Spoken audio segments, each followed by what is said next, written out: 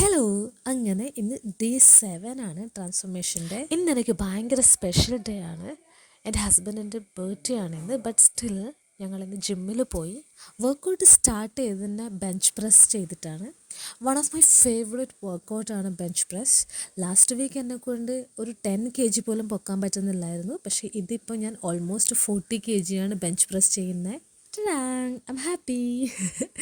Anyway, jokes apart, ഫിറ്റായിട്ടിരിക്കുക എന്ന് പറയുന്നതിനർത്ഥം എപ്പോഴും ഫ്ലാറ്റ് ആബ്സ് ഉണ്ടാവുക അല്ലെങ്കിൽ BMI എപ്പോഴും കറക്റ്റായിട്ട് ഉണ്ടാവുക എന്നത് മാത്രമല്ല. ഓക്കെ, നമ്മുടെ ബയോളജിക്കൽ ഫങ്ഷനും നന്നായിട്ട് വർക്ക് ചെയ്യണം. അപ്പോഴാണ് ഒരു ശരാശരി ഹ്യൂമൻ ബീയിങ് ഫിറ്റായിട്ടുണ്ടാവുക അല്ലെങ്കിൽ ഹെൽത്തി ആയിട്ടുണ്ടാവുക എന്ന് പറയാം.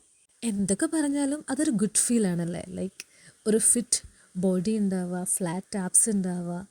പക്ഷേ അതിലേക്ക് എത്താൻ നമ്മൾ എപ്പോഴും സ്ട്രഗിൾ ചെയ്യണം. നോട്ട് ജസ്റ്റ് ദ ജിം, നമ്മൾ എന്തായാലും കൺസിസ്റ്റൻ്റ് ആയിരിക്കണം, ഡയറ്റ് ഫോളോ ചെയ്യണം. അതുപോലെ എപ്പോഴും ഒരു പോസിറ്റീവ് ആറ്റിറ്റ്യൂഡ് മെയിൻറ്റെയിൻ ചെയ്യണം.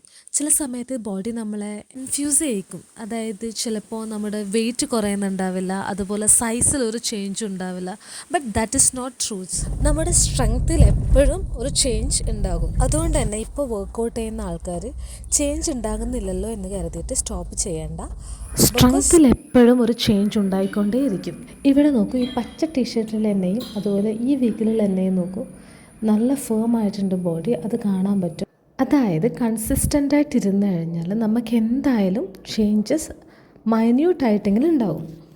പിന്നെ നമ്മളെ തളർത്താൻ ഒത്തിരി പേര് നമ്മുടെ ചുറ്റും ഉണ്ടാവും. അതിപ്പോൾ നമ്മൾ എത്ര നല്ലത് ചെയ്താലും ശരി, നമ്മളെ തളർത്താൻ ആരെങ്കിലുമൊക്കെ കാണും. അതൊരു യൂണിവേഴ്സൽ ട്രൂത്താണ്. അതുകൊണ്ട് നമ്മൾ ആരെങ്കിലും ഇമ്പ്രസ് ചെയ്യണം എന്ന് വിചാരിച്ച് നമ്മളൊരു ട്രാൻസ്ഫോർമേഷൻ ഒരിക്കലും ശ്രമിക്കരുത്. അല്ലെങ്കിൽ നമ്മളത് ഫിറ്റ്നസ് മാത്രമല്ല, എന്ത് ചെയ്യുമ്പോഴായാലും മറ്റൊരാളെ കാണിക്കണമെന്ന് വിചാരിച്ച് നമ്മളൊന്നും ചെയ്യണ്ട. ബിക്കോസ് പുറത്തു നിന്ന് ആൾക്കാർ എന്തെങ്കിലും നെഗറ്റീവ് പറഞ്ഞു കഴിഞ്ഞാൽ അത് നമ്മളെ കോൺഫിഡൻസിനെ വല്ലാണ്ട് ബാധിക്കും. സോ നിങ്ങൾ എന്ത് ചെയ്യുമ്പോഴും അത് നിങ്ങൾക്ക് വേണ്ടി ചെയ്യൂ. അത് എന്തായിക്കോട്ടെ, ഫിറ്റ്നസ് ആയിക്കോട്ടെ, അല്ലെങ്കിൽ ബിസിനസ് ആയിക്കോട്ടെ, anything. Do it now, do it for yourself. Healthy ആയിട്ടിരിക്കൂ, ഹാപ്പി ആയിട്ടിരിക്കൂ. Bye bye, take care.